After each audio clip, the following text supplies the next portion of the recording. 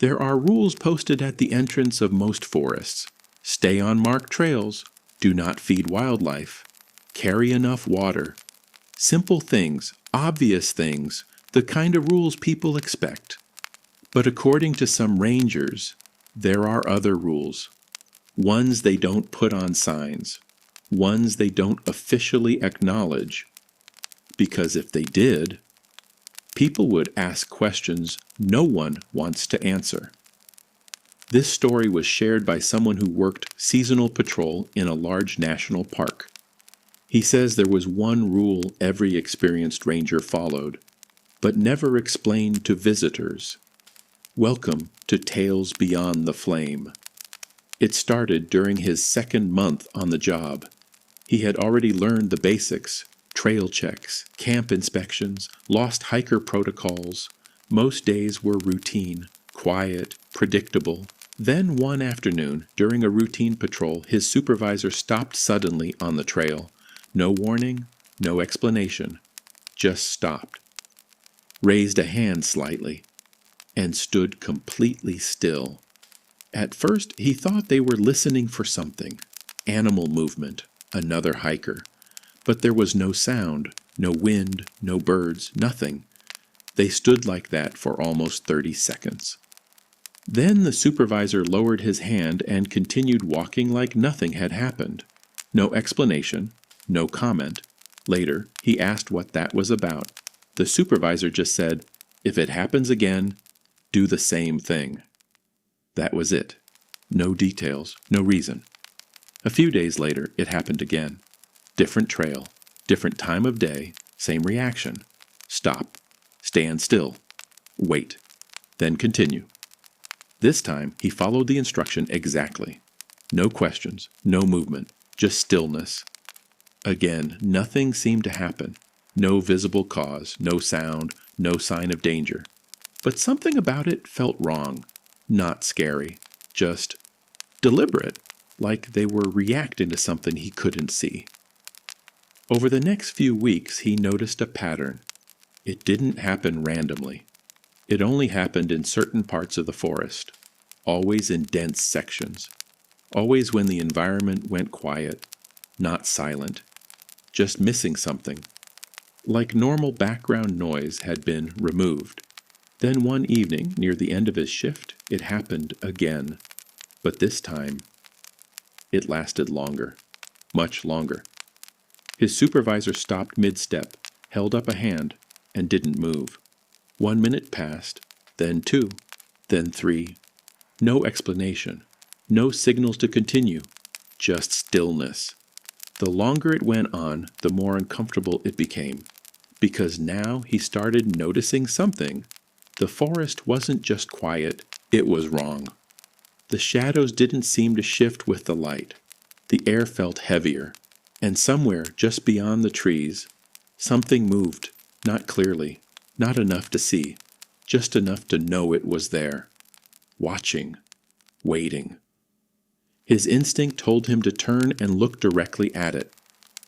But he didn't, because his supervisor hadn't moved, hadn't reacted, hadn't acknowledged it at all, so he stayed still and waited. Then, finally, his supervisor stepped forward, and just like that, everything felt normal again. They walked another 10 minutes before speaking. Then the supervisor finally said something. "Don't move when it happens." That was all. No explanation, no context, just the rule. After that, he started asking other rangers, carefully, casually. Not everyone responded. Some ignored the question completely. Others gave short answers. "Just follow it.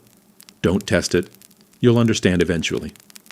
None of them explained why. Weeks passed without another incident. Until one morning during a solo patrol. No supervisor, no backup. Just him. The trail was quiet, normal. Then suddenly, it wasn't. The same feeling returned. That absence of background noise. That pressure in the air. He stopped immediately, just like he'd been taught. Stood still, waited. At first, nothing happened. Then he heard it. A step. soft, behind him, not close enough to touch, but close enough to feel. Another step, slow, measured, then silence.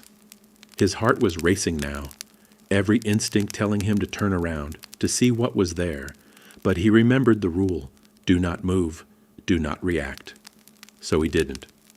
Another step, this time closer. Then something strange happened. The sound of breathing, not his, not an animal, too controlled, too steady, right behind him. He closed his eyes, focused on staying still. Seconds stretched longer than they should have. Then the breathing stopped, the presence lifted, and the forest returned, just like before, normal, alive, safe. He turned slowly.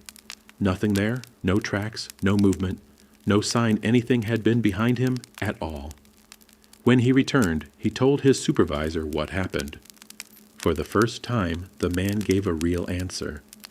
He said there are parts of the forest where something notices movement, not sound, not presence, movement.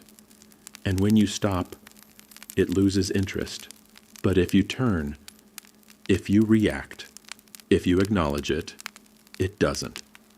He asked what would happen if someone broke the rule. The supervisor paused, then said something he never forgot. They usually don't come back. No report, no evidence, just missing. After that, he followed the rule every time. No hesitation, no questions. And it kept happening. Rarely, unpredictably, but enough to know it wasn't coincidence. Eventually, his contract ended. He left the job, moved away, tried to forget about it, but even now, years later, if he's walking anywhere quiet, and the world suddenly feels just a little too still, he stops, without thinking, without questioning, and waits. Because some rules aren't written down for a reason, and some things only care if you notice them. Before tonight's story ends, I want to hear from you.